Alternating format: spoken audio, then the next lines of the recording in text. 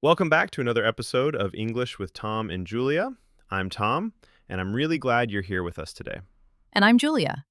Whether you're listening while commuting, studying, cleaning your room, or just taking a break from life, thank you for choosing to spend your time. Before we start, let me ask you something. Have you ever stopped yourself from doing something just because you were afraid someone might judge you? Oh, that's a big one. Maybe you wanted to try speaking English in public, post a video, or wear something different. And suddenly your brain goes, nope, people will think you're weird. Yep. Today we're talking about that invisible pressure, why we care so much about what other people think. And more importantly, how to break free from it. So first, let's be kind to ourselves. Caring about other people's opinions isn't a personal flaw, it's biological. Exactly.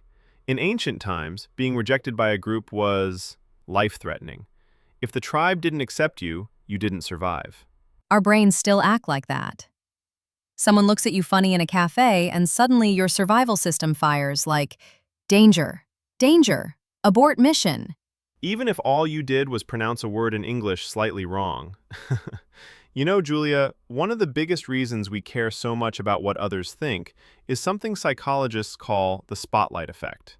It's this idea that we believe everyone is watching us, evaluating us, noticing every small thing we do. But the truth? They're not. Most people are too busy thinking about themselves, just like we are. Exactly. And I think the funny part is, the moment you really understand this, it's almost freeing. Like, you suddenly realize that the world isn't tracking your every move. Nobody is keeping notes on your mistakes, or analyzing your outfit, or replaying that awkward moment you had 3 days ago. We think people care that much, but they honestly don't. They're worried about their own spotlight. Totally. A great example is when someone gives a presentation and feels like every stumble, every shaky breath is a disaster. But the audience barely notices. They're thinking about their own day, their responsibilities, their worries. The spotlight is shining on them in their own minds, not on you. Right. And the crazy part is, we judge ourselves way more harshly than others ever do. You might think, everyone saw me mess up, or everybody thinks I'm weird. But if you checked their thoughts, which we obviously can't, most of them didn't even notice. Or they forgot it in 30 seconds. So when you feel judged, embarrassed, or afraid to try something because of what others might think, remember, the spotlight is mostly imaginary. You're not being watched nearly as closely as you believe. And once you stop imagining an audience that isn't actually there, you start giving yourself permission to live more freely, take more risks, and finally breathe a little easier. The world becomes a lot less scary when you realize most people are focused on their own stories, not yours. Here's something deep. Most people don't fear failing. They fear being seen failing. Yes, it's not, I don't want to learn English. It's, I don't want someone to laugh if I mispronounce something. But the truth is, people who judge you are never doing better than you. People improving their lives don't have time to mock anyone. If someone laughs at your effort, that says everything about them, and nothing about you. Let's talk about your reference group, the people whose opinions you actually care about, classmates, coworkers, online followers, neighbors. But here's the real question. Do you respect their opinion? Do they live a life you admire? Would you trade places with them? If the answer is no, why let them control your choices? You're letting people who aren't even in the life you want stop you from getting there. You're letting people who aren't even in the life you want stop you from getting there. Because nearly every embarrassing moment we fear is forgotten by everyone else in 24 hours. People move on fast. They're dealing with their own worries, insecurities, deadlines, breakouts, stress. Your slip-up isn't even on their radar. Exactly. You're giving too much power to moments that are too small. So let's get practical for a moment. Because understanding why we care too much is one thing, but actually learning to care less, that's a whole different skill. For me, the first tool is something I call the rule of 10. I ask myself, will this matter in 10 minutes, 10 days, 10 months?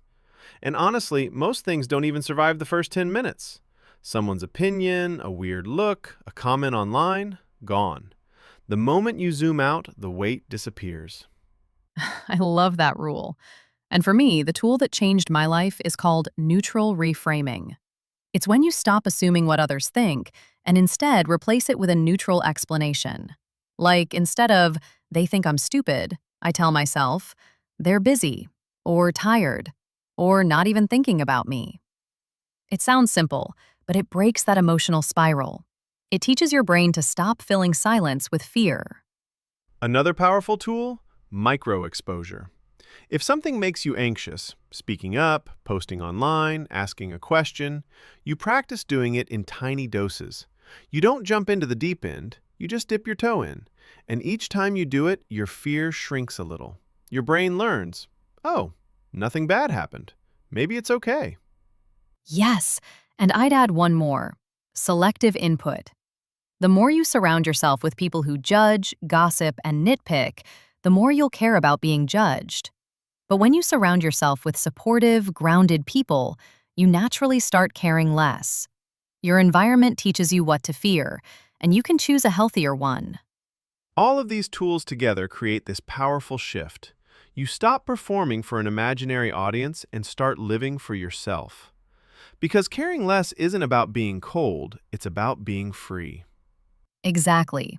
It's choosing peace over pressure, clarity over insecurity, and your own voice over everyone else's noise. And once you taste that freedom, even for a moment, you'll realize how heavy caring too much used to feel. Here's the truth most people never realize: others are not thinking about you as much as you think. They're thinking about themselves, their problems, their insecurities, their futures. So why let imaginary opinions stop you from becoming who you want to be? If you want a better life, a new skill, better English, new opportunities, you have to allow yourself to look a little awkward. Growth always looks messy. But so what? At least you're growing. Thank you for spending your time with us. If you like this video, give a like and tag your friend and comment. And remember, the person you're afraid of disappointing probably isn't even paying attention. But your future self is. Make choices they'll be proud of.